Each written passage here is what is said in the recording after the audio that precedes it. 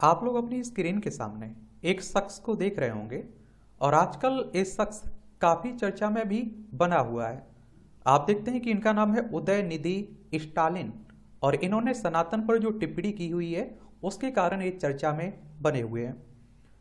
तो आज हम लोग उदयनिधि स्टालिन के बारे में एक सामान्य चर्चा करेंगे और इनके बारे में जानेंगे।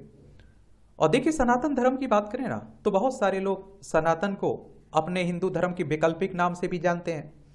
और देखिए, इसका मतलब होता है शाश्वत या सदा बना रहने वाला, अर्थात जिसका ना आदि है ना अंत है। बहुत सारे लोग आप देखिए सनातन को धर्म एक तरह से जीने का तरीका बताते हैं। बहुत सारे लोग सनातन को धर्म भी मानते हैं, वो अलग विषय है चर्चा का।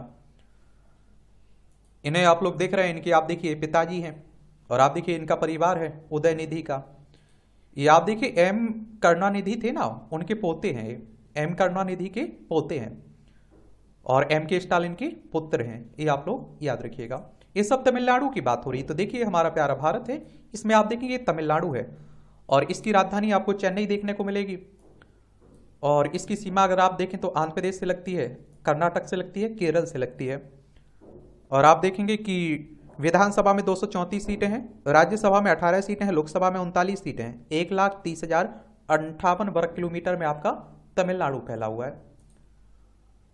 तमिलनाडु सरकार में खेल और युवा मामलों के मंत्री होने के अलावा उदयनिधि स्टालिन की एक और पहचान है। वो पहचान ये है कि वह तमिलनाडु के मुख्यमंत्री और राज्य की सत्ताधारी पार्टी डीएमके के मुखिया एम के स्टालिन के बेटे और पूर्व सीएम एम करुणानिधि के पोते हैं।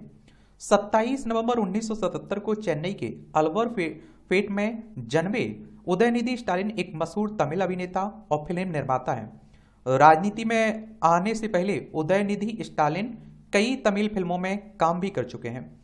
और उदयनिधि की शादी किरू थिगा से हुई है। वह इनबॉक्स 1305 नाम की मैगजीन के संपादक भी हैं, इसके अलावा फिल्म डायरेक्टर भी हैं।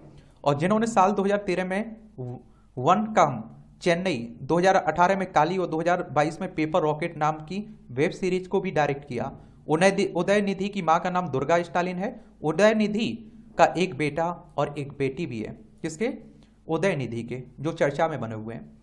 फिल्मी दुनिया से राजनीति में इन्होंने एंट्री ली है। उदयनिधि स्टालिन को राजनीति विरासत में मिली है और यही वजह है कि फिल्मों में किस्मत आजमाने के बाद उदयनिधि स्टालिन ने अपनी पारिवारिक विरासत को संभालने का फैसला किया और साल 2019 में एक सक्रिय राजनीति में उतरे। साल 2021 में उदयनिधि स्टालिन ने चेपक थिरुवल्लीकेनी विधानसभा सीट से चुनाव लड़ा और जीत भी दर्ज की है। और अगर आपको विधानसभा का चुनाव लड़ना है तो आपकी उम्र कम से कम 25 साल होनी चाहिए, अधिकतम उम्र की कोई सीमा नहीं है। और आपको बता दूं, ये चुनाव डायरेक्ट जनता यानी कि मतदाताओं के द्वारा होता है। अगर आपकी उम्र 25 साल हो चुकी है तो वोटर सूची में नाम जुड़ चुका होगा, आप लोग वोट डालने भी जाते होंगे। ये चुनाव करवाता कौन है? इलेक्शन कमीशन ऑफ इंडिया, भारतीय निर्वाचन आयोग, एक संवैधानिक संस्था है। संविधान के अनुच्छेद 324 के तहत चुनाव आयोग की स्थापना की बात की गई। 25 जनवरी 1950 में स्थापना हुई थी। नई दिल्ली में हेडक्वार्टर देखने को मिलेगा। सुकुमार सेन पहले मुख्य चुनाव आयुक्त थे। और यह सीट कहते हैं कि डीएमके की सबसे सुरक्षित सीट मानी जाती है। उदयनिधि स्टालिन जिस तरह से तमिलनाडु की राजनीति में उभर रहे हैं, उसे देखते हुए उन्हें एम के स्टालिन के बाद राज्य के भावी सीएम के तौर पर भी पेश किया जा रहा है। और डीएमके के सोशल मीडिया हैंडल पर भी उदयनिधि स्टालिन आकर्षण का केंद्र रहते हैं और अक्सर उनकी जनता के बीच जाने की तस्वीर और वीडियो साझा किए जाते हैं एक तरह से।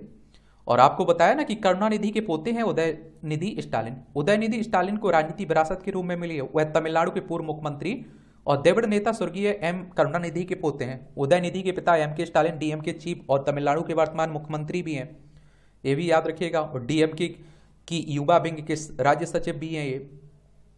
उदय स्टालिन के बयान के मायने क्या हैं? तो उदयनिधि स्टालिन ने अपने बयान में कहा है कि सनातन धर्म को खत्म कर देना चाहिए। उदयनिधि का यह बयान यूं ही नहीं दिया गया है, बल्कि इसके सियासी मायने भी हैं। दरअसल उदयनिधि के दादा एम करुणानिधि तमिलनाडु में द्रविड़ आंदोलन के सबसे बड़े नेता माने जाते हैं। और द्रविड़ आंदोलन की शुरुआत धार्मिक विश्वासों, ब्राह्मणवादी सोच और हिंदू कुरीतियों पर प्रहार करने के लिए हुई थी। और करुणानिधि की पार्टी डीएमके ने द्रविड़ आंदोलन को अपनी राजनीति का आधार बनाया। और करुणानिधि ने भी अपने पूरे राजनीतिक काल के दौरान सामाजिक न्याय और आप देखेंगे कि और भाषा की राजनीति करते रहे। इसके दम पर उन्होंने लंबे समय तक सत्ता पर काबिज रहे और उनके बाद उनके बेटे और मौजूदा सीएम एम के स्टालिन भी उन्हीं की राय पर रहे।